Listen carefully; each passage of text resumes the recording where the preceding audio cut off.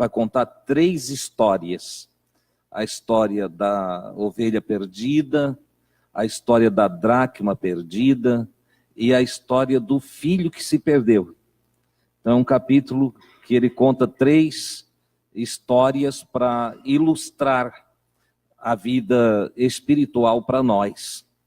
E o Lucas registra esse assunto que Jesus traz, dizendo que neste dia em que Jesus falou estas palavras, os publicanos e pecadores estavam se aproximando de Jesus para ouvi-lo.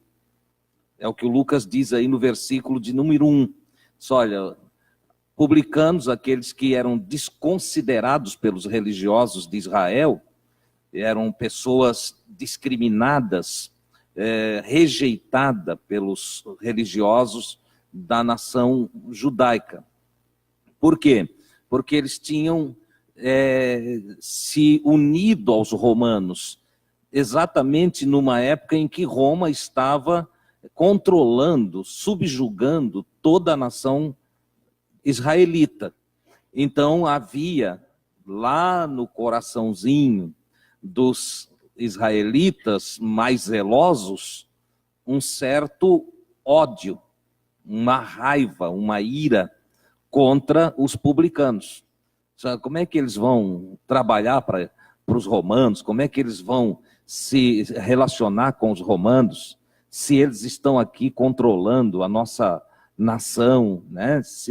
Levando nossas riquezas, subjugando o nosso povo? Enfim, então nasceu aí um certo ódio entre mesmo os religiosos. Veja que não basta nós termos uma religião. Religioso também odeia, religioso também mata, religioso também fala mal, religioso também persegue. Então ter uma religião não muda necessariamente a vida de ninguém, né? Porque às vezes... Obrigado, Beto. Às vezes as pessoas pensam, o sujeito ali é religioso, é uma boa pessoa. Olha, o que tem de religioso ruim. Nós vamos ver aqui no texto que Jesus vai mostrar isso, tá? Então, tinha essa rixa entre os religiosos de Israel e os publicanos. Depois vem uma outra questão aqui, porque se aproximava os publicanos, cujo defeito aqui fica destacado, é que eles estavam envolvidos com a política romana, né? Trabalhavam para as repartições romanas em Israel, certo? Eram cobradores de impostos, faziam trabalhos para Roma, dentro de Israel, apesar de eles serem israelitas, certo? Então, primeiro, tinha essa discriminação aqui. Segunda discriminação é que os zelosos, os religiosos mais zelosos, aqueles mais radicais de Israel, desprezavam qualquer pessoa que não pertencesse à religião deles. Então, o sujeito não ia na igreja, o sujeito não fazia parte da religião deles, eram também discriminados. Aqui, então, fica destacado como pecadores. Então, uma prostituta nem pensar em chegar perto, certo? Ter amizade com alguém que fez alguma coisa errada, tropeçou na vida, nem pensar. Eles eram tão radicais que na conceituação deles, parece que quem errava não tinha recuperação. Essa era a mentalidade religiosa deles. Se você observar um pouquinho, vai perceber que em nossos dias não é muito diferente. Está cheio de gente aí que é crentão, né? Se acha, né? Tem o carola de igreja aí, ele se acha sempre melhor do que os outros. Tende a julgar o outro, tende a sempre apontar o dedo, acusar o outro. E isso estava acontecendo lá. Porque, quer ver? Aproximou-se de Jesus os publicanos e os pecadores. Versículo 2. Os fariseus, esse nome você já conhece, certo? Aqui aparece fariseus, os mais zelosos dentre os judeus, certo? Nós já estudamos isso aqui E vocês lembram que ser um fariseu era ser uma pessoa dedicada, pesquisadora, estudiosa da lei judaica e da religião judaica. Então, os fariseus, esses estudiosos, esses religiosos, esses homens dedicados à religião deles, e os escribas, também nós já estudamos aqui, os escribas, os que escreviam a lei, os que tinham o trabalho de copiar o Antigo Testamento, que era manual, né? Então, estavam ali copiando a lei, eram todos zelosos também, contavam letra por letra, palavra por palavra, era todo um trabalho feito com muito zelo. Só que esse tipo de trabalho, tanto o trabalho do escriba com todo esse zelo, quanto a dedicação religiosa dos fariseus, criou neles uma certa pele dura em relação aos outros. Criou um coração de pedra em relação aos outros. Veja como a gente tem que ter cuidado, porque às vezes parece que buscar uma igreja, buscar uma religião, vai fazer de nós pessoas melhores. Ao menos essa é a ideia, é o que a gente esperava, é o que a gente espera.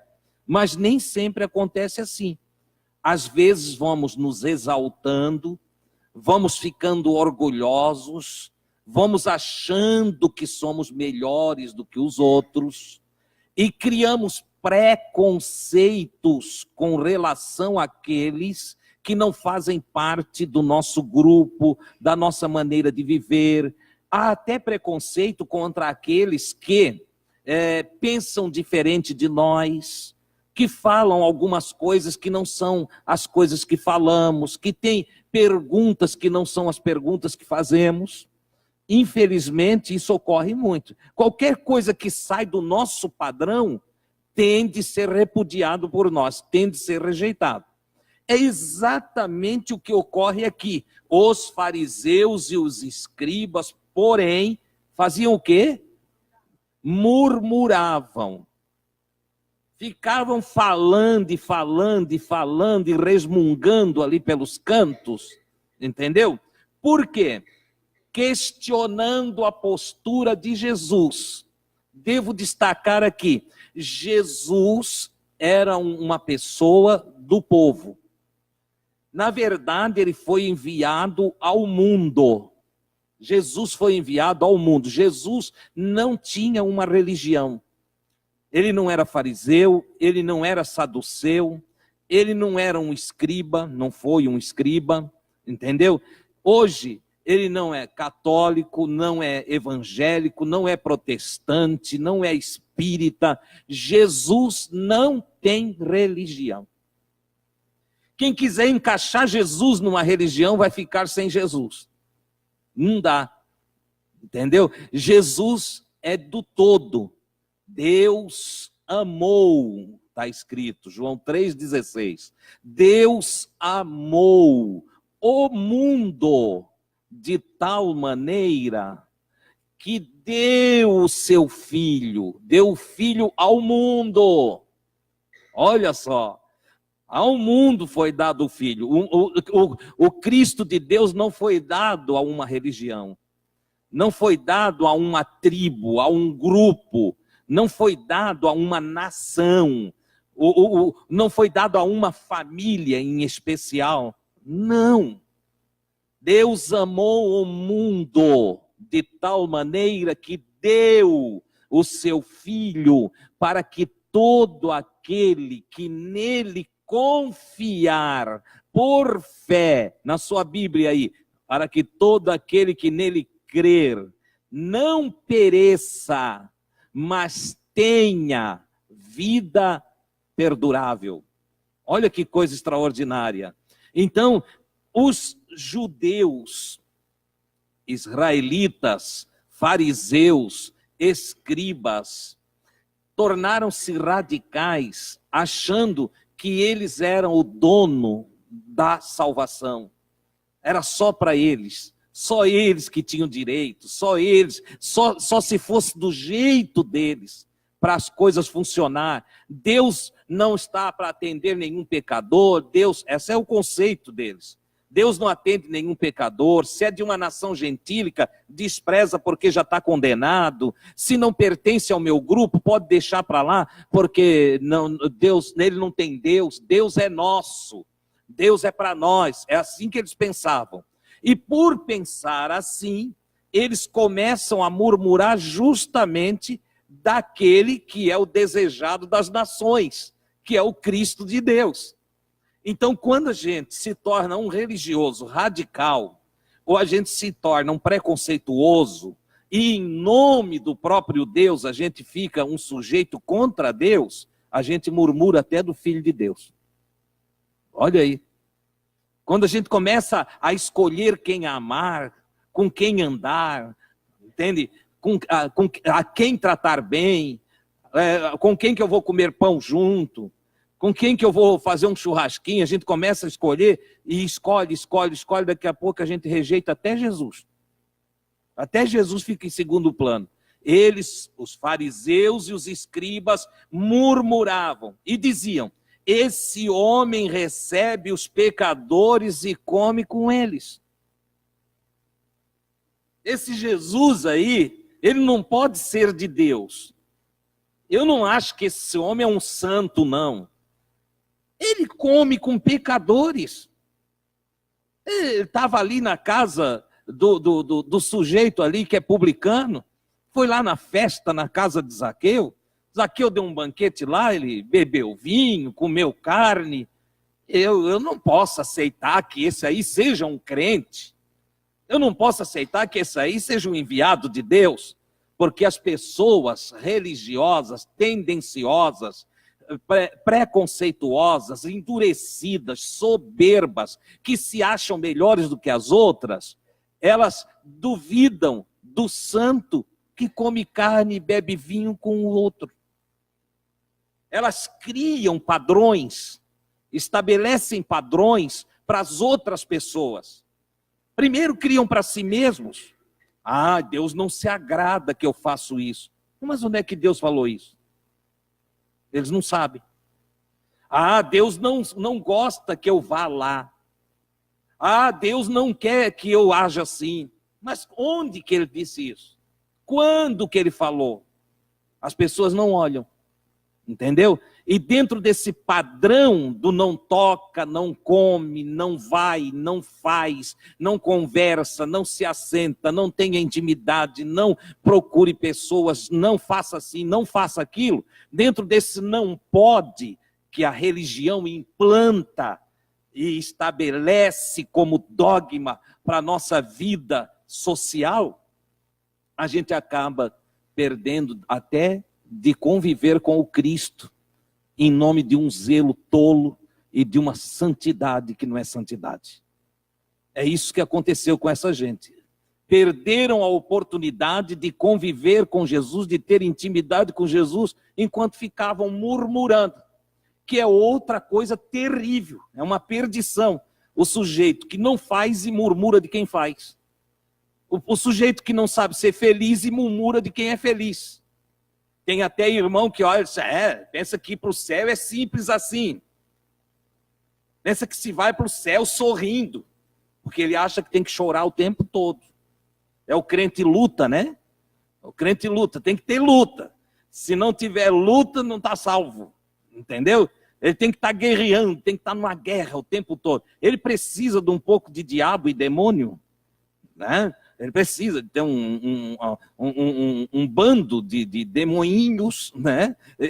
e alguns diabinhos atormentando ele, para ele ter luta. Porque se ele não tiver luta, ele entra num apavoro, entra num desespero, se sente perdido. E por que ele se sente perdido? Porque ele aprendeu e criou um padrão que o crente não pode ser feliz. O crente não pode ter alegria. Mas só que é um padrão antibíblico. É um padrão não ensinado por Jesus. É um padrão não ensinado pelos apóstolos. É um padrão ensinado por homens que surgiram no meio da humanidade e que, em nome da religião, criaram uma visão e um padrão de que para servir a Deus tem que passar trabalho, tem que estar sempre subjugado, tem que estar guerreando o tempo todo. Eu conheci uma senhora que ela disse assim, eu não quero ser crente não. E eu disse, mas por quê? Ela disse, não, os crentes estão sempre lutando contra o diabo. Ui, eu não quero nem pensar nisso. Dava medo nela, entende? Porque tudo era o diabo, tudo era o diabo. Ora, irmãos, graças a Deus por Jesus Cristo, que nos dá entendimento, e que nos traz luz, e que nos faz sábios para a vida eterna. Na nossa vida não tem diabo, na nossa vida não tem demônio, na nossa vida é a presença maravilhosa do Espírito Santo de Deus, que nos enche de alegria, de gozo, de prazer, de amor, de frutos espirituais, certo? Que nos faz pessoas do bem, que nos ilumina para um caminho de verdade, que nos convida a caminhar com Ele no gozo e na alegria das passadas de seguir o Mestre, entende? Ainda que no caminho tenhamos que passar pela cruz, mas Jesus não chega na cruz em profunda tristeza, não, Jesus chega na cruz em plenitude consciente, que ainda pregado na cruz está tão consciente que ora pelos seus adversários. Não é um homem triste orando, não é um homem lá entristecido, dizendo, Deus me livra disso aqui, não, Pai, perdoa-lhes, porque eles não sabem o que faz. Olha a consciência, olha que plenitude, que pacífico estava o Senhor na cruz, em meio às dores e o sofrimento de cravos, espinhos, chibatadas, lança, em meio a todo esse sofrimento na carne, estava o divino mestre com seu espírito tão iluminado, que pôde conduzir um indivíduo ao paraíso, entende? Através de boas palavras proferidas em meio ao sofrimento. Oh, isso é diferente, não me fala de tristeza para servir a Deus. Há um gozo em servir a Deus, mesmo quando o caminho aparenta ser terrível. Ora, amados, entendido essas coisas, seguimos o que Jesus está falando a esses homens radicais, esses homens preconceituosos, murmuradores. Eles estão falando mal de Jesus porque Jesus tinha coragem de se assentar com um pecador e bater papo com o pecador. Porque o santo ou a santa de Deus não precisa ter medo do pecador. Não precisa se afastar do pecador. Pelo contrário, o santo jamais será contaminado pelos pecados dos pecadores. Se ele é santo, se conservará santo. Se é puro, se conservará puro. Agora, há uma forte tendência de o santo santificar o outro e de o puro purificar o outro. Há uma forte tendência de aquele que é luz, tendência não, há uma forte certeza de que aquele que é luz há de iluminar o que está na treva. Logo, Jesus não se afastava dos que estavam nas trevas, ele não se afastava dos que estavam em pecado, ele se aproximava deles, e a sua aproximação trazia para eles purificação, iluminação, transformação, regeneração, santificação, tudo de bom emanava de Jesus para aqueles que estavam perto dele. Então ele nos deixa um exemplo de como nós devemos viver. Nós devemos ser como Jesus na sociedade, não como os fariseus, não como os escribas. Eles murmurando de Jesus, Jesus então vai contar-lhes essas 3 histórias que vamos falar aqui hoje à noite. A primeira história que Jesus conta é a da ovelhinha perdida.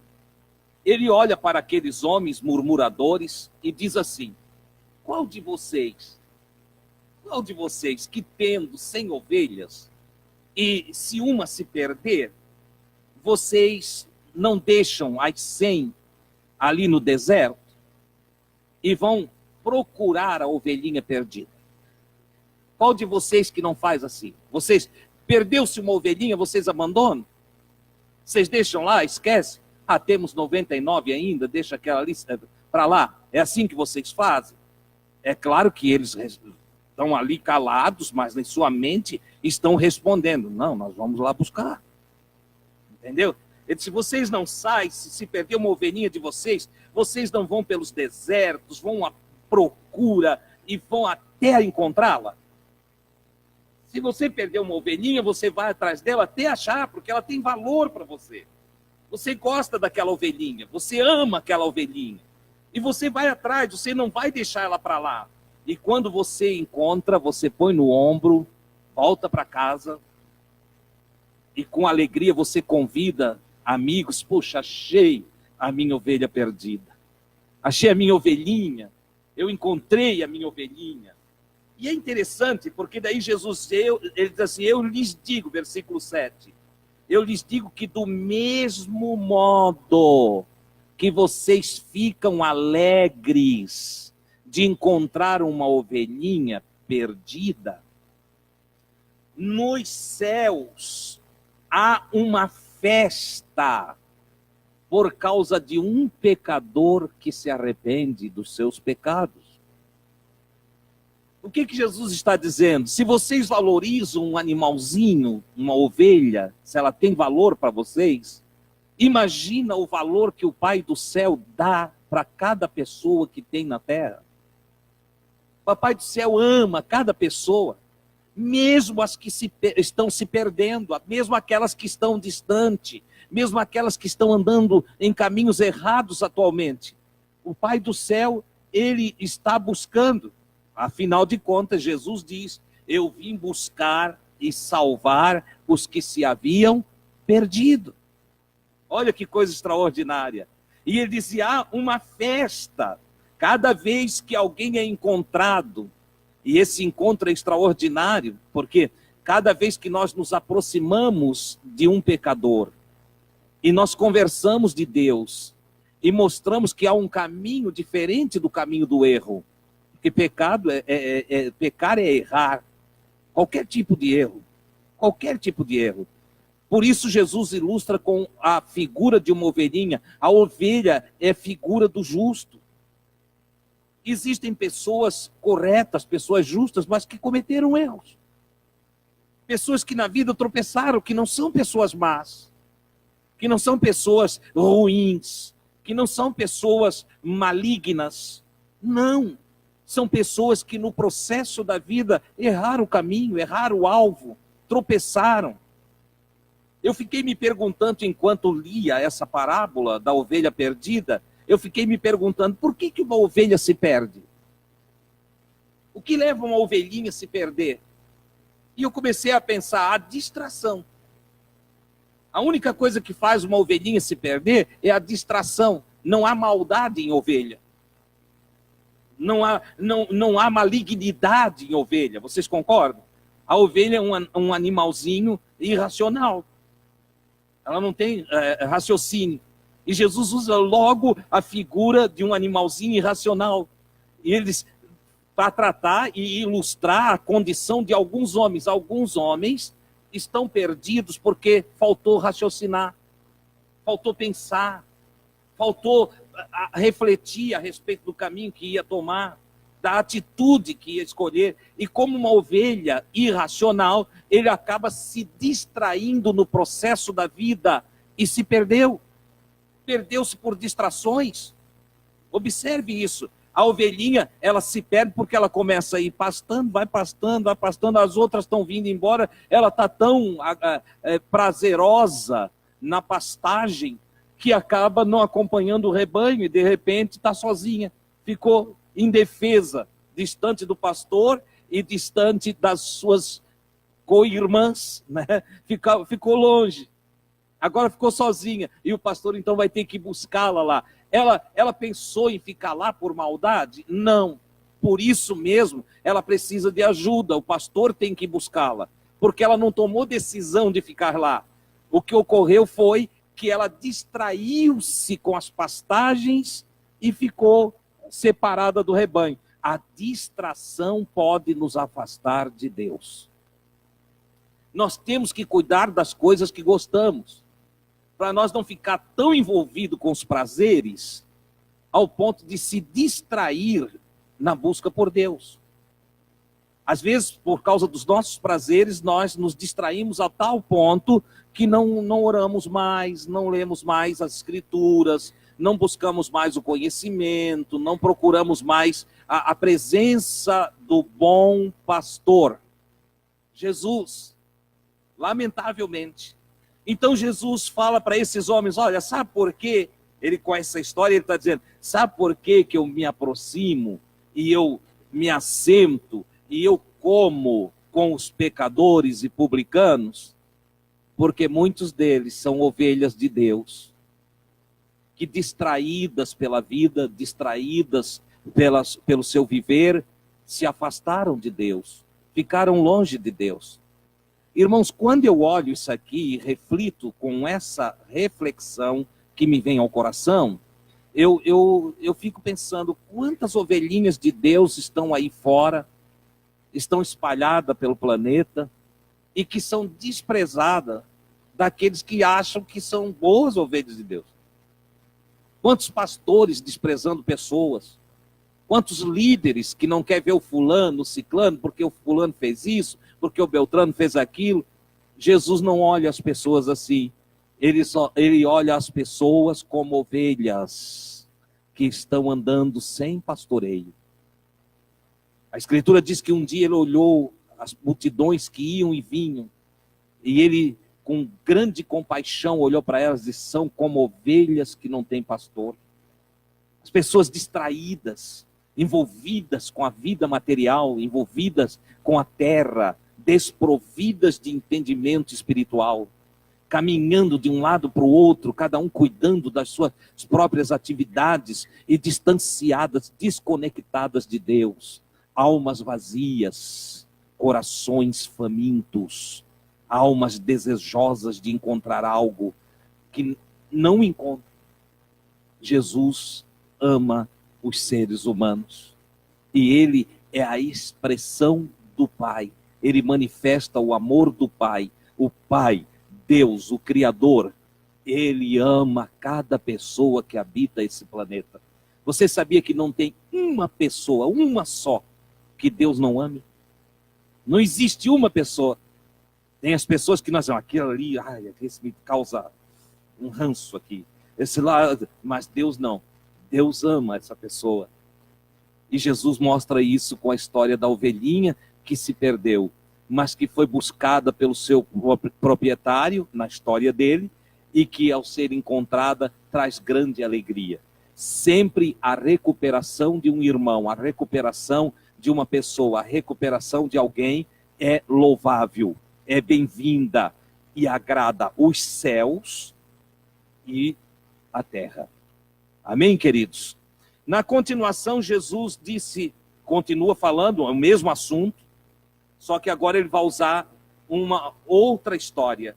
Ele diz, o qual a mulher que tendo 10 dracmas, 10 moedas de prata, qual a mulher que tendo 10 moedas de prata e perdendo uma, não vai logo, acende uma lâmpada, varre a casa. Ele está usando aqui a linguagem de uma casa da época. Normalmente essa casa que Jesus está falando, morava grandes famílias e haviam repartições na casa. E ela acende uma lâmpada para procurar uma dracma que ela perdeu. Contam os historiadores que normalmente a mulher que tinha dracma, ou ela recebeu de confiança de um marido ou de um noivo. E ela segurava, perdeu uma dracma, era como perder parte de um penhor de noivado, o que trazia grande transtorno para aquela pessoa, para aquela mulher, porque ela então passava a ser uma pessoa de não confiança, pois perdeu uns valores que a ela foi confiado. Por isso, na história de Jesus, a mulher fica apavorada quando se dá conta que ao invés de 10 dracmas, ela tem só 9.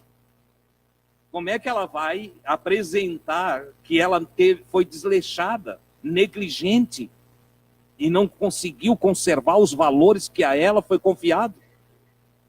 Era terrível, entende? Nós estamos falando de mais de 2000 anos atrás, entende? Olha, já havia um machismo e um preconceito contra a mulher. A mulher tinha pouco valor nessa época. Eram feitos negócios entre homens e a mulher não podia opinar nada. Ela não tinha valor como hoje tem valor as mulheres na nossa sociedade. Nessa época, Jesus conta a história, diz, qual a mulher que, tendo 10 dracmas e perde uma, não acende logo a lâmpada, ilumina o local? As casas eram diferentes, não tinham a claridade das nossas casas. Normalmente era uma porta e uma janela, e era todo escuro. Tá? Então ela pega, acende a lâmpada, varre a casa e procura cuidadosamente até encontrar a dracma perdida. Qual a mulher que perdendo uma não vai fazer isso? Ou seja, se houve uma negligência, a forma de encontrar os valores perdidos é eu agora sair da minha inércia, sair da minha negligência e me tornar ativo, trabalhador, dedicado, zeloso e ir procurar. Eu vou trabalhar até achar os meus valores. Jesus diz, qual a mulher que não faria isso nessa época? E aí, então ele continua, ora, e quando encontra? Porque eu perco os meus valores quando eu me torno negligente. Eu perco os meus valores quando eu fico desleixado. Quando o meu zelo vai enfraquecendo. O meu capricho vai acabando e os meus valores vão embora. Isso é em toda a área da vida, mas principalmente na área espiritual. Em toda a área. Um profissional que vai relaxando, ele vai perdendo os valores da sua habilidade dentro do trabalho. Um médico que relaxa, ele vai perdendo os valores da sua ciência médica. Um professor que vai negligenciando, de repente perde os valores do mestrado. Enfim, a dracma aqui representa um valor, ela é uma moeda, é um valor monetário. E Jesus, qual a pessoa que perdendo um valor, não vai logo buscar esses valores perdidos? Nós não devemos nos conformar com os valores que vamos perdendo pelo caminho. Poxa vida, um dia eu estou bem educado e outro dia eu sou mal educado. Eu não devo me conformar com essa perda de valor. Eu devo voltar a ser uma pessoa que zele pela boa educação. Não é verdade? Eu aceitei Jesus e passei a ter uma linguagem saudável. Aquela linguagem chula, aquela linguagem suja, aquela linguagem que não é agradável aos ouvidos de quem ouve, eu deixei quando eu aceitei Jesus. Mas se eu negligenciar a minha comunhão com Jesus, de repente eu estou falando como qualquer homem que anda fora do caminho do Senhor, entende? Com uma linguagem torpe, uma linguagem que não é agradável a Deus e nem aos ouvintes, que não me diferencia dos povos mundanos. Eu preciso buscar os meus valores. Um casal que não zela pelos valores da boa relação em casa, de repente vai estar lá tendo problema, rixa, ciúme, intriga, discussões, brigas dentro de casa. São valores que se perdem. E aquele valor de um lar agradável, pacificado, aquele valor de uma vida saudável, de exemplo para os filhos, para os vizinhos, para os irmãos, para os amigos que frequentam a casa, foi embora. Ora, nós temos que ser zelosos pelos valores que adquirimos. Somos amigos de Jesus e, como tal, todos os dias nós recebemos orientação. Todos os dias temos orientação para ter uma vida reta, uma vida justa, uma vida correta. São valores que têm chegado a nós. Deus tem usado pessoas para nos instruir. São escritores, são pregadores, são mestres, são evangelistas. Enfim, existem várias vozes em nome de Deus trazendo valores para a nossa vida. E nós devemos zelar por esses valores. Se nós não zelarmos por esses valores, seremos como a mulher que perdeu a dracma. Entendeu? E se, enquanto estamos aqui refletindo sobre isso, algum de nós avaliar que já tem alguns valores que realmente ficaram para trás, devemos fazer como essa mulher, sair correndo, acender a lâmpada. O acender da lâmpada é um despertar do espírito, um despertar da consciência.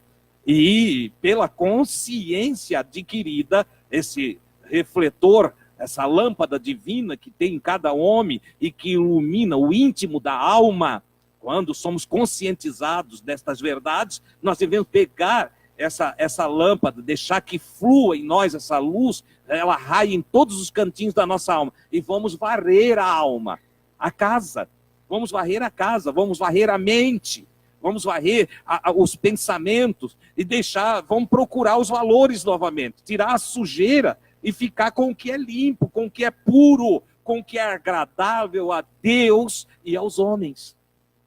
É isso que precisamos fazer. Então Jesus diz que quando essa mulher varre a casa, que é o trabalho que ela faz, você observa, a ovelhinha é procurada pelo pastor, pelo dono dela, não o pastor, pelo dono dela, certo? E a dracma é procurada pela mulher que a perdeu. Então Deus não vai procurar para nós os valores que perdemos. É nós que temos que buscar os valores perdidos. Se nós negligenciamos tudo aquilo que é negligência, nós temos que inverter o processo. Sair da negligência, sair da inércia e ir para a diligência e o zelo e a busca daquilo que é bom, daquilo que é correto. Tem irmão que diz assim, como eu queria ser melhor. Eu fico olhando para ele, por que tu não é? Ele quer que Deus venha e faça ele melhor. Não, você se faça melhor. Deus te diz o caminho e você caminha no caminho. Deus diz como você deve andar e você escolhe andar. Você está entendendo? A ovelhinha não sabe voltar. O dono, Deus, vai lá e traz ela. Certo? A dracma é inanimado. Quem perdeu é que tem que achar. Tem que procurar. Entendeu? Então os valores que eu perco, eu tenho que buscar. Diz, irmão, como eu queria um despertamento. Te desperta. A Escritura não diz para a gente orar por despertamento. A Escritura dá uma ordem para nós nos despertarmos. Um dia Deus fala a Israel e diz lá no profeta, ele diz, desperta, ó tu que dormes, levanta-te dentre os mortos. Sabe o que isso significa? Tu que está inerte, tu que está aí apagado, tu que está fora da atividade, tu que está totalmente distante da realidade, te desperta, acorda, levanta-te e resplandece. Ou seja, toma uma atitude na tua vida. Passa a fazer o que tem que ser feito. Age como tem que agir. Porque tem irmão que pensa que Deus está sempre fazendo. Tem crente, eu já ouvi essa expressão, o Nivaldo deve lembrar, entende? Tem crente que é crente carrinho de mão. Entendeu? Ele é um carrinho de mão. Ele acha que Deus tem que pegar ele e ficar empurrando ele para tudo quanto é lugar. Tudo que ele pensa em fazer, Deus está pegando e tocando ele. Não é assim não, irmão. Você é um ser livre. Deus não te fez escravo. Deus não te fez um robô. Deus te deu uma mente. Deus te deu sabedoria. Deus te deu ciência. Deus nos deu livre-arbítrio. Nós somos os juízes de nós mesmos. Logo, nós é que tomamos as decisões para a nossa vida. E nós precisamos estar despertados para essas decisões. Então, a mulher, ela se despertou para fazer o que tinha que ser feito para encontrar os seus valores. E quando ela faz isso, igual o homem que achou a ovelha, ela diz para as amigas que moram ali junto, olha, encontrei a dracma que eu tinha perdido. Encontrei. E Jesus repete então, ele diz, do mesmo modo, versículo 10, há alegria diante dos mensageiros de Deus, por um só pecador que se arrepende. A palavra arrependimento, eu já ensinei aqui, metanoia, mudança de mente. Um pecador que muda a mente. Não vou ser mais assim. Não vou fazer mais desse jeito. Não vou brigar mais. Não vou ser mais ranzinza. Eu não vou mais ser esse sujeito chato que eu sou. Eu não vou mais agir com essa ignorância que eu estou agindo. eu vou buscar sabedoria, eu vou buscar ciência, eu vou ser inteligente. Eu vou ser uma pessoa que todo mundo vai gostar de mim. Você já parou para pensar assim? Eu vou deixar de ser esse indivíduo inerte no meio da sociedade e eu vou ser alguém útil. Eu quero abençoar pessoas, eu quero ajudar pessoas, eu quero abraçar pessoas, eu quero amar as pessoas que estão em volta de mim. Eu vou ficar marcado, antes de morrer, eu vou ficar marcado aqui na história da humanidade. Eu vou ser alguém que vou ser lembrado. Isso é sair da inércia e passar a ser ativo. Andar conscientemente no Espírito. É maravilhoso, amados, achar os valores perdidos. Jesus diz que quando isso ocorre, então olha só, quando alguém que se perdeu é encontrado, há festa no céu. Festa no céu é festa dentro do plano imaterial, no mundo espiritual. Há uma festa no Espírito. Quando fala de festa no Espírito, envolve cada pessoa que está ligada no Espírito. Por exemplo, um pecador que se arrepende, ele alegra os mensageiros de Deus, os anjos de Deus, certo? Aqueles imateriais. Ele alegra o próprio Deus, que é Espírito, e ele alegra o Espírito de cada um de nós. Nós nos alegramos quando um da família muda de comportamentos. Meu Deus! Aquele meu mano está todo errado, agora não é que aceitou Jesus nesse sentido, aceitou a proposta de Jesus, e como mudou de vida, rapaz.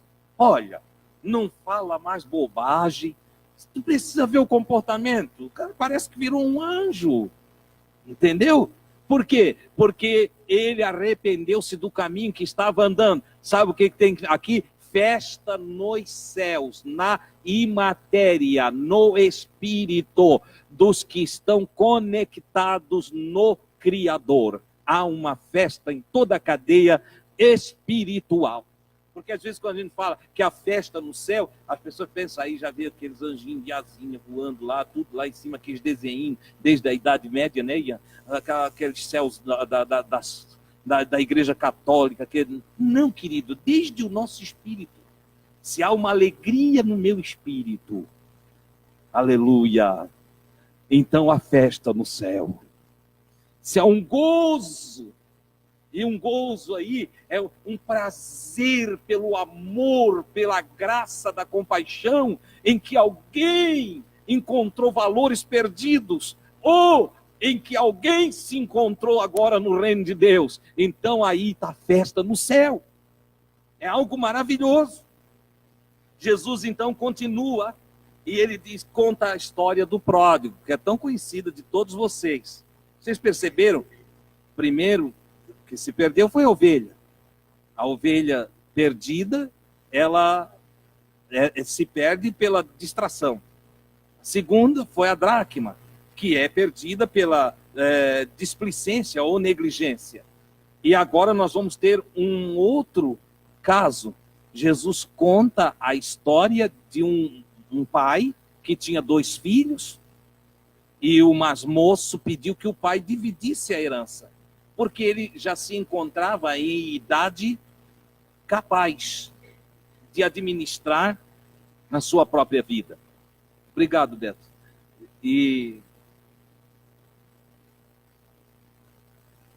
Então Jesus disse, olha, um homem tinha 2 filhos, e o mais moço, o mais jovem deles, disse, pai, divide os bens entre nós. E o pai ouviu. O pai não precisava dividir. Os bens é do pai. Podia esperar e dar quando quisesse. Mas o pai atendeu. Deu os bens. Ele percebeu que o filho já estava adulto e que o filho queria seguir o seu próprio caminho, fazer os seus próprios negócios, tocar a vida a partir da sua própria consciência, com a sua liberdade. E o pai generosamente, entende, divide a herança e dá a parte do filho mais jovem.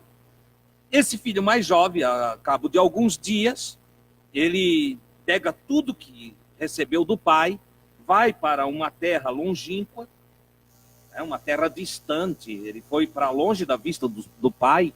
Ele queria que o pai não visse o que ele tinha em mente, e que ia colocar em prática. Ele não queria que a prática daquilo que carregava na sua mente fosse percebida pelo pai. E ele vai então para uma terra longínqua, ela conhecido como pródigo. E pródigo aqui, você sabe, pródigo é generoso, aquele que despende com generosidade, ele não tem controle. Não tem controle. Ele não é um sujeito ruim, pródigo é bom, é generoso. Só que é uma generosidade sem cálculo, é uma generosidade sem consciência, entende? Tem aquela pessoa que diz, o que ele tem não é dele, é um problema, o que ele tem não é dele, é problema, né? O que ele tem, ele dá para os outros, aí ele fica sem nada. A generosidade precisa ser calculada também. Você sabia que até para amar precisa fazer cálculo? Esse amor que não tem cálculo, ele vira um emocionalismo prejudicial, uma paixão. E quando nós chegamos no termo paixão, nós migramos do amor que é espiritual para o sentimento que é carnal. Olha só, aprenda isso aqui. Porque o amor é consciência espiritual. Paixão é sentimento carnal. Então, eu estou apaixonado por Jesus. Isso é problema. Apaixonado por Jesus aí, tem até canções aí que tem que controlar, né? Viu, Charles? Tem canção aí que tem que controlar. Eu estou apaixonado por Jesus. Isso a gente não está apaixonado por Jesus, nós amamos Jesus. Entendeu? Essa paixão, ele vem da carne. Normalmente os apaixonados acabam com a paixão em pouco tempo. Toda paixão acaba. Entendeu? O amor perdura. O amor é eterno. A paixão tem fim. Porque a paixão é sentimento e o amor é plenitude racional, é plenitude consciente. Então, você tem que saber fazer essa distinção. Tá? O pródigo, ele tinha essa generosidade sem cálculo, sem avaliação. Ele não sabia quanto custavam as coisas. Ele ganhou o que tinha. Veio tudo de graça. O pai deu para ele. Então ele não tinha base de valores. Ele não soube o que era trabalhar para ter. Ele não sabe dos esforços para ter. Ele simplesmente recebeu. E o que ele faz? Ele vai para longe do pai. Filho que quer fazer coisa errada, ele corre de perto do pai, né? Você já sabe. Né? Todo filho que quer fazer as coisas do jeito dele, ele corre de perto do pai. Então, o pai está ali, a coisa... vai ter um retiro, vai ter festa, jogos, mas quem vai? Não, vai os filhos e os pais. Os filhos já franzem a testa. O pai vai também. Entendeu? Porque a menina quer ficar longe do pai. Né? Porque daí fora da visão do pai, dá para aprontar mais. Né? O pródigo faz exatamente isso. Ele só pega a herança, vou para uma terra longínqua, né? E lá eu vou viver a minha vida do meu jeito. E a verdade é que a Escritura diz que ele gastou tudo numa vida devassa. Ele foi esbanjando. Entendeu? Balada, cachaçada, festa, folia. Entende? Ele bagunçou. E o dinheiro foi indo. E ele não foi fazendo cálculo. Só que tem uma coisa que é a escolha dele. Ele escolheu viver assim. Ele fez uma escolha. Então nós vamos observar dentro dessa escolha que o pai não foi atrás dele. O pai não procurou ele. O pai continuou amando ele. Porque amar é constante. O pai amou ele. Vai estar amando o filho. Quando meu filho precisar, eu vou estar aqui. Quando meu filho precisar, ele vai me procurar. E eu vou estar saudável para cuidar dele. Porque pai que quer andar atrás de filho que está errado, adoece junto. Entendeu?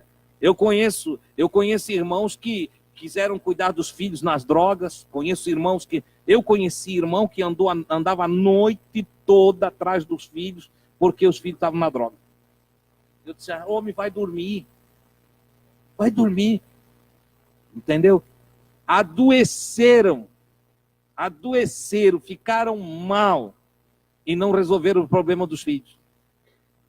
Você entende?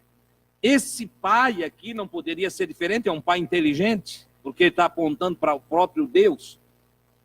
Entende? Meu filho quer ir? Pode ir.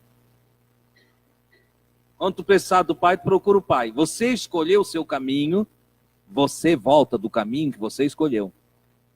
Você se meteu em confusão, arrume as confusões que você se meteu. Você trouxe calamidade para a sua vida, agora você saia das calamidades que você trouxe para a sua vida. Entendeu? Não tem essa. Eu vou lá, gasto tudo quanto eu tenho e fico ali orando, pai, vem aqui me tirar daqui. Não tem. Você entende? Eu saio de lá. Eu saio de lá. Esse menino, ele caminhou por um caminho de irracionalidade total. Ele não usou o seu raciocínio. Ele não usou da sua inteligência. Ele bloqueou a sua consciência. Ele eliminou da sua mente todos os ensinamentos de seu pai. Ele mergulhou dentro de uma vida de prazeres, de orgia, de desejos, de vontades. E se tem uma coisa que o indivíduo se perde, é quando ele começa a querer fazer as suas vontades, com todos os seus desejos. Tem gente que diz, eu faço o que eu quero. É um problema. É um problema esse negócio de eu faço o que eu quero. Eu faço quando eu quero, do jeito que eu quero, como eu quero. É problema. O pródigo fez exatamente isso. Ele fez tudo do jeito dele. É aí que surge Jesus Cristo ensinando para nós a oração do Pai Nosso, e ele inverte esse processo de nós querer fazer o que queremos. Ele diz que a nossa oração deve ser, Pai, venha o teu reino, governa a minha vida. Não deixa eu me governar sozinho, mas tu governa a minha vida, Pai. Seja feita a tua vontade. Olha só, Jesus nos convoca para uma inversão de vontades. Diz, olha, não viva a tua própria vontade, porque tu afunda como o pródigo. Na verdade, tu deves buscar a vontade do Pai, ver o que o Pai tem para ti, o que o Pai determina para ti, o que o Pai diz para você, como você deve viver. E aí escolha o caminho do Pai, porque tu vai ter prazer na vida, tu vai dar tudo certo para ti. O pródigo não fez isso. Ele não tinha ainda, aprendido com Jesus a oração do Pai Nosso. Jesus não fez parte desse momento de escolhas do pródigo da história, certo? Ele ainda não tinha aprendido, ele fez a sua vontade. Curtiu tudo, bagunçou a vida, acabou perdendo tudo que tinha. Perdeu a sua herança. Desperdiçou os seus dias. Acabou em uma situação precária. Os recursos que esteve na mão dele foi tudo embora. E o que sobrou? Sobrou a solidão. Porque você sabe, amigos feitos com o dinheiro não perduram. Quando o dinheiro acaba, eles vão embora também. Eu gosto muito dos amigos que eu fiz em Deus. Eu tenho muitos amigos, graças a Deus. Eu outro dia estava conversando ali em casa com a Gui e os filhos. E eu disse, olha, pode me largar em qualquer lugar deste Brasil. Qualquer lugar, pode me pegar aqui e me deixar num lugar que eu nunca fui, me abandona lá. E se me abandonar umas 9 horas da manhã, com certeza ao meio-dia eu tenho onde almoçar. Pode me deixar sem dinheiro, sem nada. E quando anoitecer eu vou ter onde dormir. Mas como, irmão Deus? Porque eu tenho muitos amigos feitos em Deus. Amigos que são meus amigos não porque eu tinha dinheiro. Não porque viram alguma coisa em mim material, mas amigos feitos em Deus. Amigos que surgiram na angústia e que estão espalhados por esse Brasilzão afora. Amigos que se tornaram meus amigos quando eu não tinha nada. Quando eu não possuía nada. Tudo que eu tinha era Deus. Claro que Deus é tudo. Entendeu? Esses amigos nunca falham. A gente às vezes passa 10 anos sem se ver, mas quando se encontra, é um irmão. Amigos feitos no Espírito. Você entende? O pródigo fez amigos através da matéria. Usou dos recursos que ganhou do seu pai e na vida material fez muitos amigos. Divertiu-se, curtiu todas, mas acabou-se os recursos. E quando acabou-se os recursos, acabaram-se também os amigos. E para complicar, veio fome naquela terra. E ao vir fome sobre aquela terra, ele não tinha quem lhe desse nada. Foi pedir trabalho em um lugar, e tudo que conseguiu, olha o estado desse homem. Jesus está contando essa história para fariseus e escribas. Os fariseus e os escribas odeiam porco, porque é símbolo da imundície. Porque, só para vocês terem uma história, quem leu Macabeus, já sabe que os macabeus preferiram morrer do que manipular porco. Ele pode nos matar, nós não vamos manipular porco, nós não vamos tocar em porco. E Jesus está contando para eles uma história que esse sujeito, ele desceu tão baixo, ele foi tão baixo, além de perder os valores materiais herdados do pai, ele perdeu a dignidade, ele perdeu toda a sua moral, ele perdeu a sua espiritualidade, ele perdeu tudo, entendeu? E perdeu a dignidade de verdade. E ele foi tratado de porcos, porque precisando comer alguma coisa, foi tratado de porcos. E diz que ele olhava a comida dos porcos e tinha vontade de comer da comida dos porcos, mas ninguém lhe dava nada. Olha só que situação. Jesus coloca esse homem lá em uma condição terrível, certo? Para depois mostrar aos fariseus e aos escribas que é possível recuperar-se, mesmo que se esteja no caos. Ainda que a tua vida se torne um caos, é possível recuperar-se. Então Jesus diz que lá no meio dessa situação caótica, infernizado, totalmente arruinado, acabado, um tipo de pessoa que todos olhavam e diziam, acabou-se, não tem mais, daí não tem mais saída. Mas lá, no seu coração, lá no seu íntimo, ele começou a pensar e a lembrar da casa do pai. E ele pensa consigo mesmo, caindo em si, diz a Escritura. Caindo em si. Ele diz, puxa, numa mudança de pensamento, numa metanoia. Ele diz, na casa de meu pai, os empregados têm fartura de pão. Lá na casa do pai, até os empregados, os servos do meu pai, têm bastante pão. E eu estou aqui, padecendo de fome. Que estado meu? Caiu em si, voltou o seu raciocínio.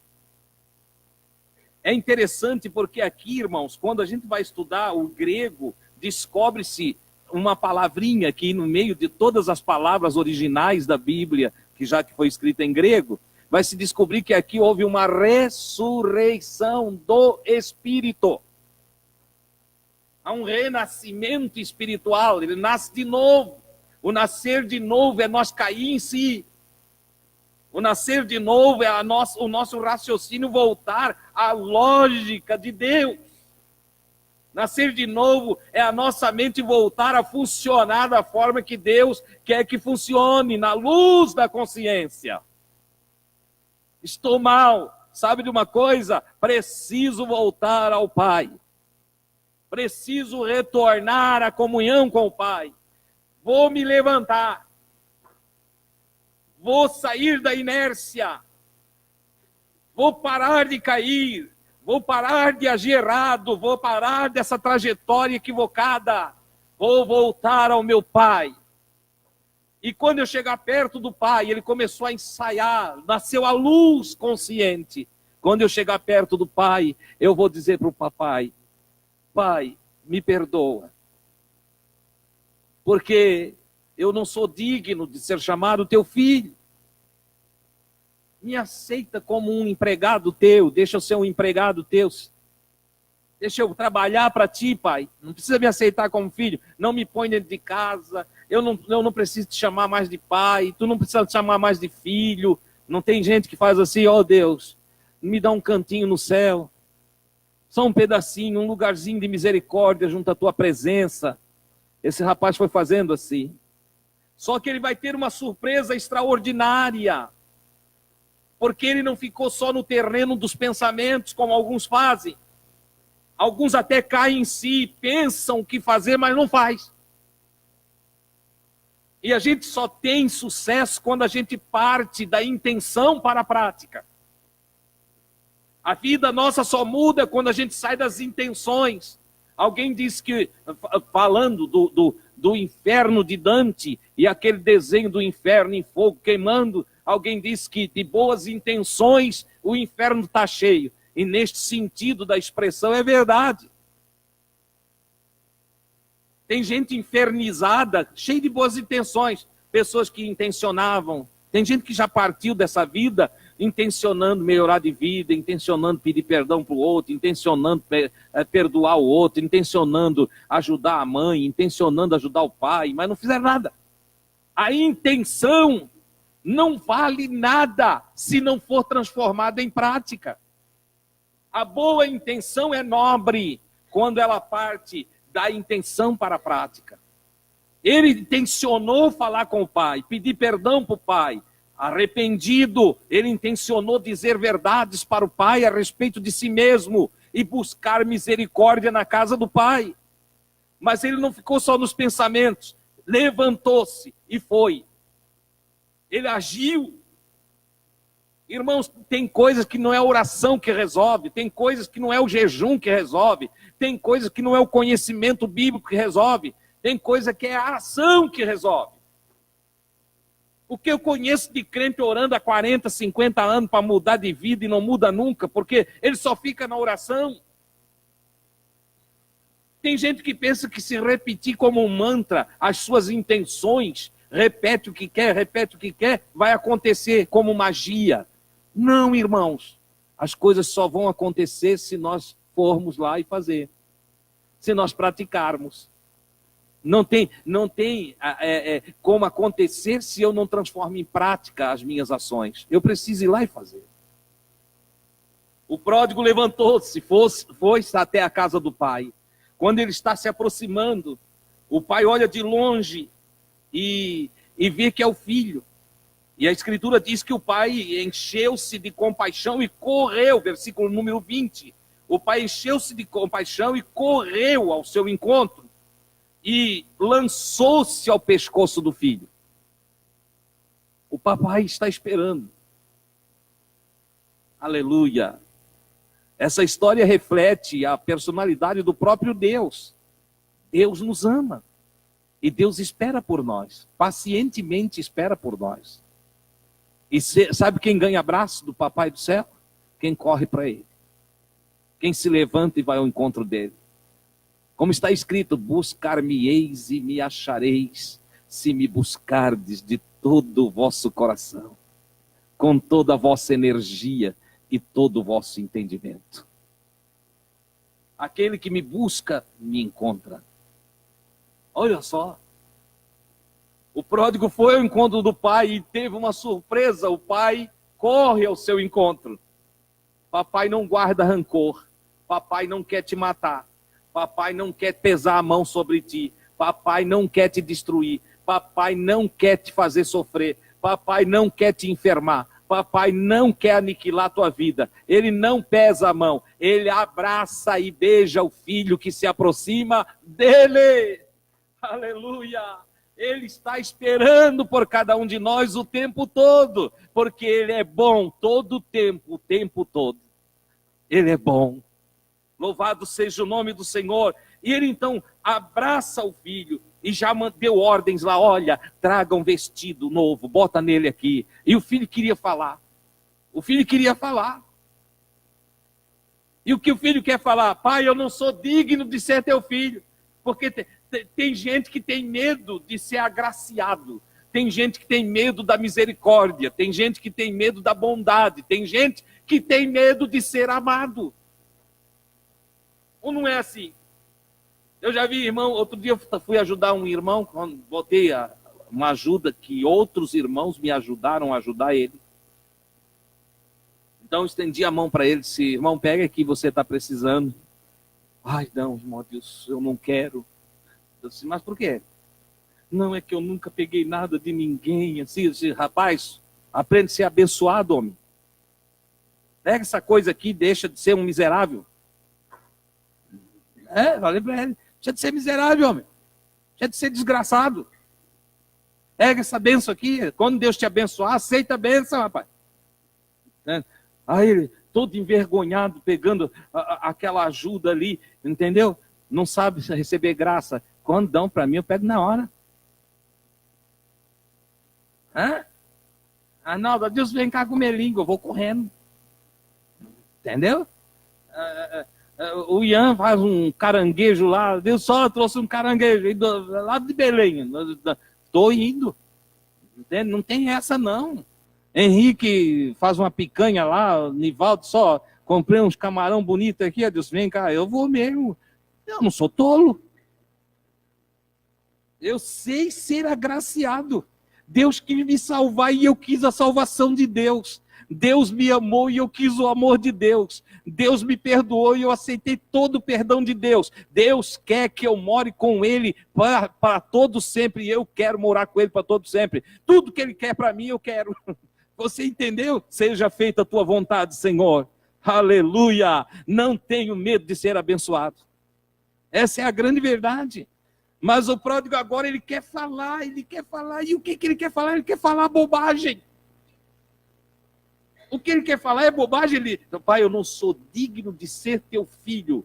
Ele está falando, o pai já viu que era bobagem o que ele estava falando? Já nem deixou ele terminar de falar, já olhou lá e disse, ei, traz um vestido novo, traz um anel, traz uma sandália nova, veste esse meu filho aqui, porque ele estava morto e reviveu. Aleluia! Porque, irmãos, quem está vivendo mal está morto. Viver mal não é vida, não. A gente fala, vivendo mal, a gente está morrendo. Entende? Essa vida cheia de coisa errada, essa vida toda atribulada, de intriga, de briga, de discussão, de confusão. Isso não é vida, irmão. Isso não é vida. Isso é criar porcos, criar imundícia na própria alma, entendeu? E alimentar porcaria. A porcariada toda, né? Então, está alimentando porcaria. Não é assim? Isso não é vida. Isso aí tem que sair desse estado aí. Não, irmão, Deus, mas lá em casa não está dando certo, irmão. Tem um inimigo lá em casa. Tem, o inimigo é tu mesmo. Entendeu? Muda essa mentalidade aí, muda essa cabeça. Começa a conversar com educação, começa a falar com brandura, começa a pensar positivo, começa a pensar que Deus está querendo te abençoar e que você precisa receber a bênção de Deus. Começa a pensar que tudo na vida tem conserto, que ninguém erra para sempre, ninguém acerta para sempre. A vida é um equilíbrio, entendeu? Você às vezes erra, às vezes acerta. Hoje você precisa compreender, amanhã você é compreendido.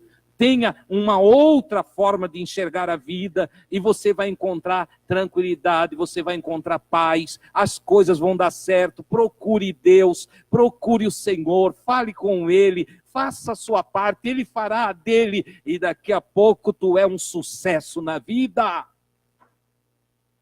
Essa é a verdade, irmãos, é assim que funciona. Me desculpe se eu não estou pregando como a maioria gosta. Que é aquela pregação do igrejeiro, né? Jesus vai fazer, Jesus... Não é bem assim. Tem a nossa parte. Levantar-me-ei. Eu vou sair dessa baixeza. Eu vou sair desse lixo. Eu vou sair desse entendimento. Eu vou sair dessa mentalidade. Eu vou deixar de ser desse jeito que eu sou. Sabe de uma coisa? Vou conversar com o pai. O pai manda vestir o sujeito. Veste, nova justiça. Anel, uma aliança, um pacto, novo concerto com Deus. Alparcas no pé, mudança entre o chão que eu pisava e o chão que eu vou pisar agora. Diferença. Eu me desliguei da materialidade e estou agora evoluído na minha espiritualidade. Alparcas no pé. A preparação do evangelho da paz. O que o evangelho faz? Uma separação entre o eu egoístico e materialista e o eu renascido e espiritual. Está aqui, alparcas no pé.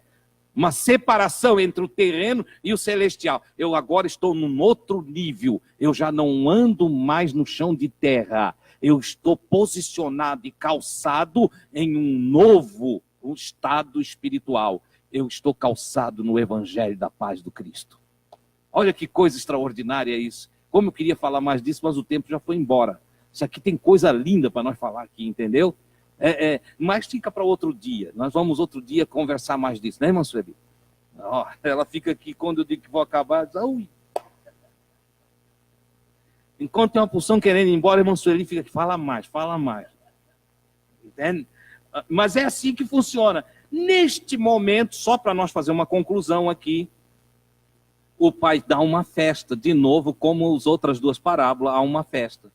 O que Jesus está dizendo para os publicanos e os escribas e fariseus, ou melhor, para os escribas e fariseus, que murmuravam, dele está falando com pecadores e publicanos, ele está dizendo assim, amigo, toda vez que alguém passa por metanoia, todas as vezes que alguém muda de entendimento para melhor, no mundo espiritual há um banquete, há uma festa. O que mais agrada a Deus é a nossa evolução. O que mais agrada a Deus é os estágios que nos erguem na vida. Deus tem a maior alegria de receber seus filhos evoluindo, crescendo, amadurecendo no espírito, sendo mais consciente espiritualmente. Deus não se agrada da inércia, Ele tem prazer nessa elevação espiritual que cada um de nós deve ter. Nesse processo todo,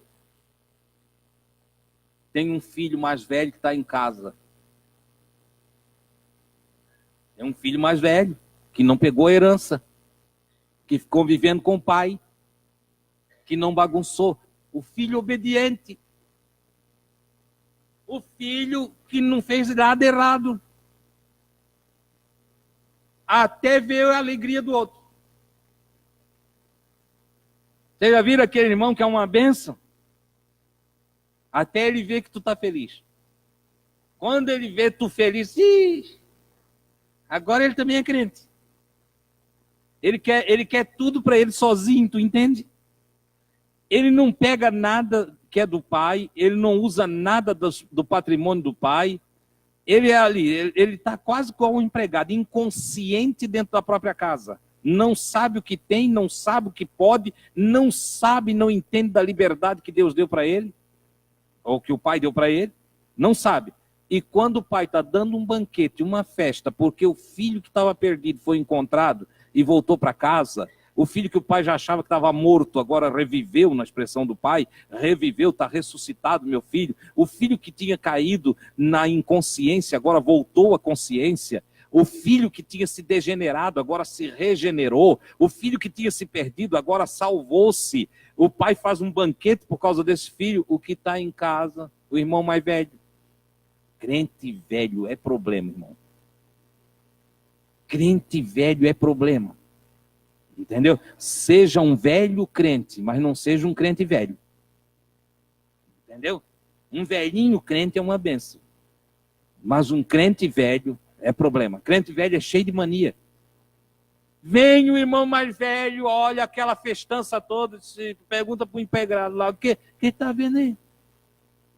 O teu pai está dando uma festa, o teu irmão apareceu, o teu irmão que ele pensava que estava morto, está vivo.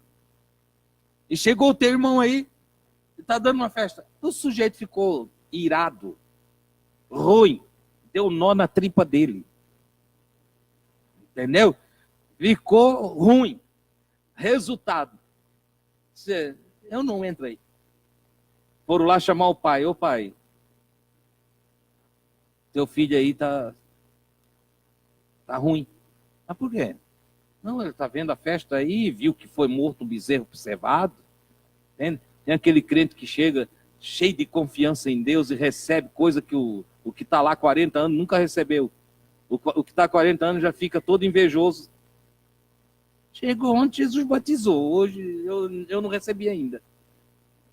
Não sei como é que Deus deu um dom espiritual para ele, se eu estou aqui tantos anos orando e nunca recebi. É porque tu é ruim, invejoso, entende? Cascudo. Então, aí o pai, tu vai vivendo do teu jeito. Mas, na verdade, tudo que tinha de errado com esse indivíduo é que ele não sabia dos direitos que possuía. Sabe aquele sujeito que está 40 anos na igreja e ele ainda não sabe nada de Jesus? Não sabe nada de Deus, não entende nada de amor, não entende nada de misericórdia, não entende nada de bondade, não entende nada de compaixão, não entende nada de Deus. Você fala de Deus para ele é um velhinho. Tem crente que é assim, tu fala de Deus, Deus é um velhinho não, um velhão, grandão, assentado num trono lá no céu, barba branca, comprida, um cabelão assim, e que está só de olho para dar um pedala a Robinho se ele errar.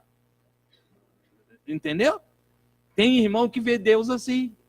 Vê Deus como um pai bravo, ruim, rigoroso. E ele vive dentro desse rigor. Ele criou uma imagem do pai assim. Esse filho mais velho, irmão do pródigo, ele vivia em casa. Vocês acreditam que ele nunca deu uma festinha para os amigos dele?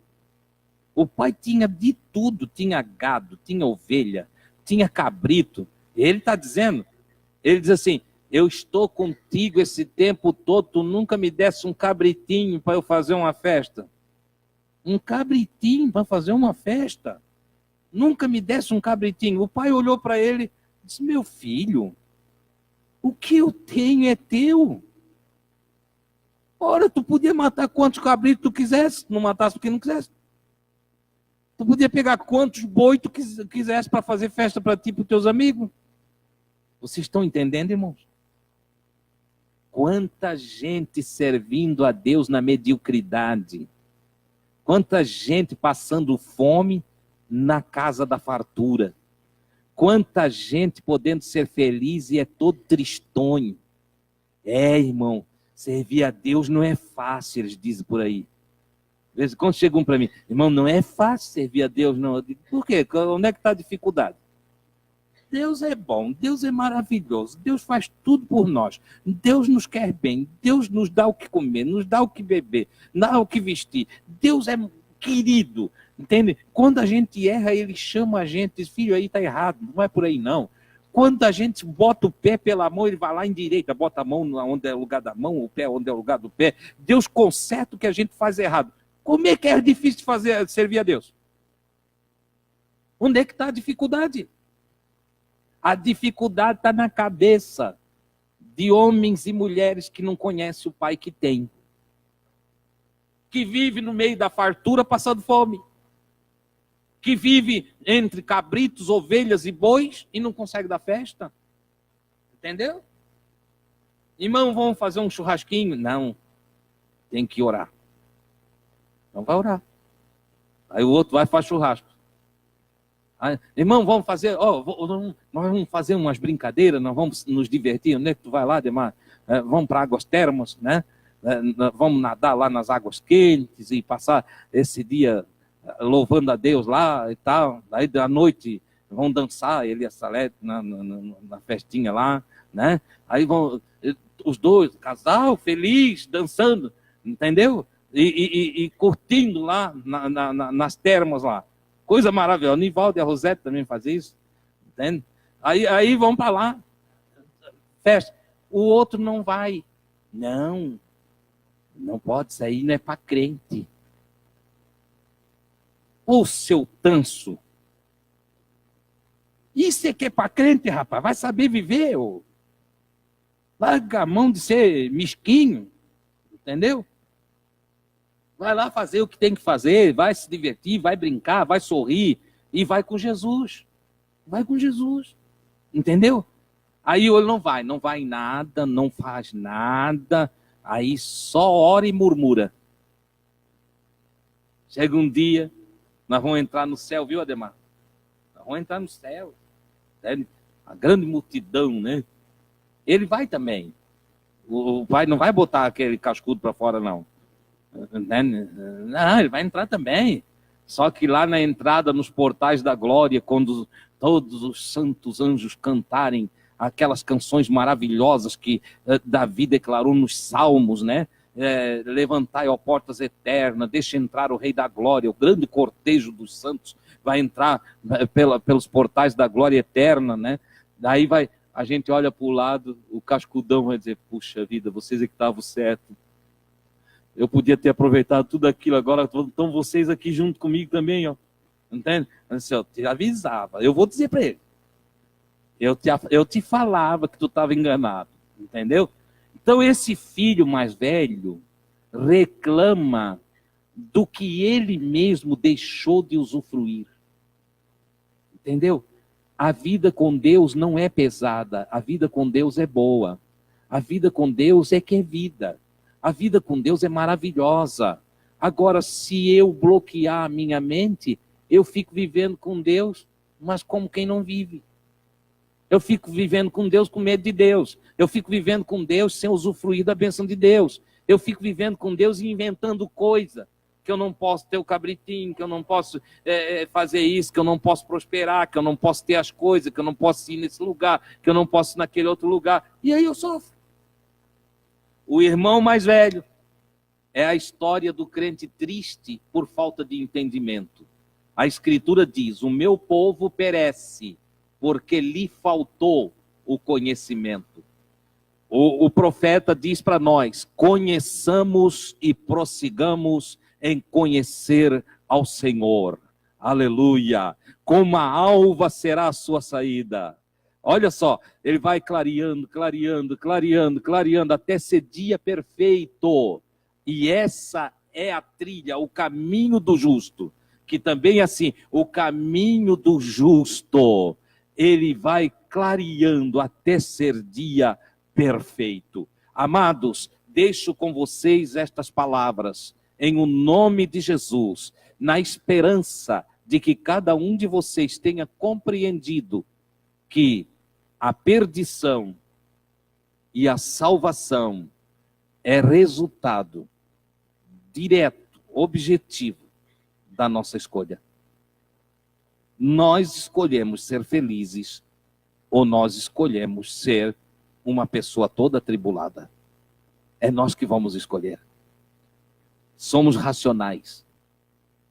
Nós não somos a ovelhinha irracional. Nós somos homens, mulheres que aqui estão racionais, inteligentes.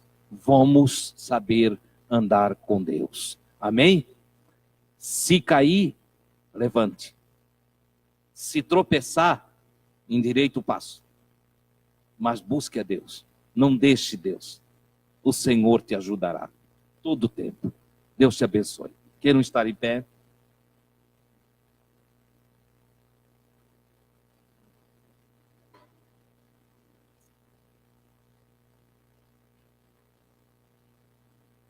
Temos aqui um aviso, antes de eu terminar. Uma célula de jovens na casa da Tainá. Dia 16/3, 19h30. É um sábado. Está aqui. Está ali, né? Então tá bom. Então, os jovens que aqui estão, ou os adolescentes também, procure a Tainá. Quer vir aqui, Tainá? Chega aqui. Não, só para quem não sabe quem é a Tainá, é esta jovem abençoada que está aqui, né? Mora aqui ao lado, né? Onde é o estacionamento, e em cima da farmácia. Então a Tainá, a Bruna, estarão atuando ali com a célula jovem. A intenção é reunir jovens para estudar a palavra de Jesus, conversar de Jesus, cantar. Uma bênção, né, Tainá? Obrigado, querido. Certo? Então, eu peço aos pais que incentivem. Incentive o filho, a filha a estar ali junto, tá bom? Que Deus vai abençoar esse trabalho. Vamos falar com Deus? Querido Pai, te dou graças por essa oportunidade, pelo privilégio que temos de falar a tua palavra, meditar a respeito dos detalhes das Escrituras, das histórias que teu filho contou para nós, para nos instruir, nos dar exemplo, mostrando que o caminho do bem, o caminho do amor, o caminho da graça, do exercício misericordioso, o caminho piedoso, é o melhor caminho para cada um de nós. Ah, meu Senhor, quanta leveza há no coração daqueles que adentram pelos princípios ensinados por teu Cristo. Não há coração triste quando a tua palavra é o nosso alimento, a nossa água. Quando ela nos nutre, quando ela encontra guarida no nosso coração. Quando nós abrimos o nosso entendimento, abrimos o nosso coração para receber a tua palavra, a tua instrução, ela traz em si essa virtude, esse poder de nos restaurar, de nos transformar, de nos melhorar. Ela faz de nós luz e ela nos faz sal, nos torna tempero para a terra e luz para o mundo. Como é maravilhosa a tua palavra.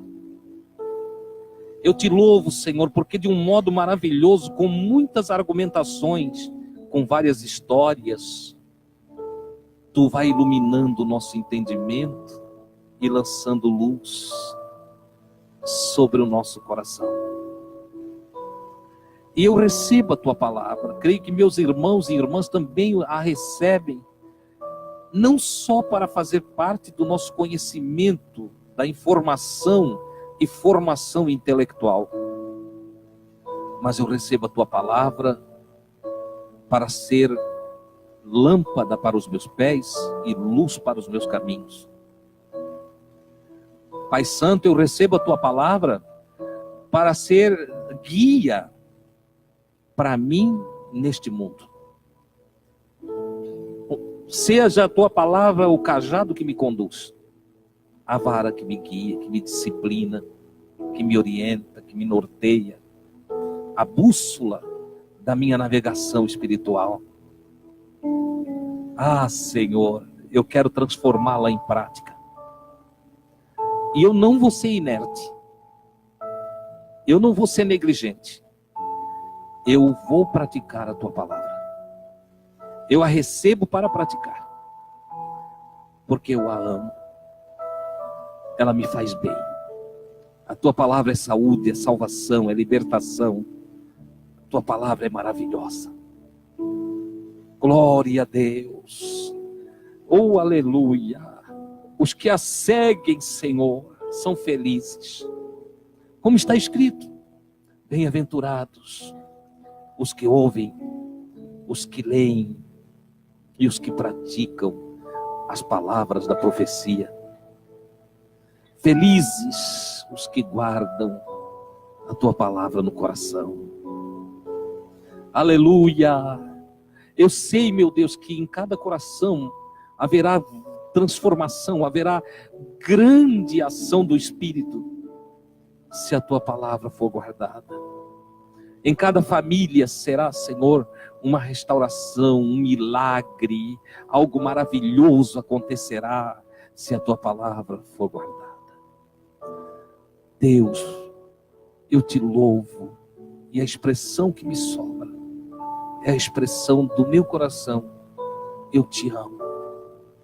A ti, Senhor, seja a glória, hoje e para todo sempre.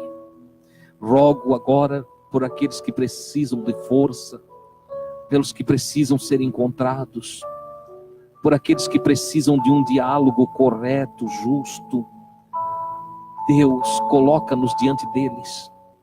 Guia-nos aos necessitados, guia-nos aos carentes, aos aflitos, aos que precisam de ajuda. Guia, Senhor, cumpre em nós a tua vontade. Faz de nós instrumento do teu querer. Oro por aqueles que estão nos assistindo em casa neste momento, através das redes sociais. Por aqueles que ainda vão nos assistir, irmãos e irmãs que precisam de restauração, precisam de ajuda, de conselho, de sabedoria. Oro por eles. Clamo pelos que estão enfermos, pelos que estão em conflitos, os que estão aflitos, os que estão embaixo de opressão, os que precisam de libertação. Rogo a ti, meu Deus, alcance-os com tua graça maravilhosa. No nome de Jesus, graças a Deus.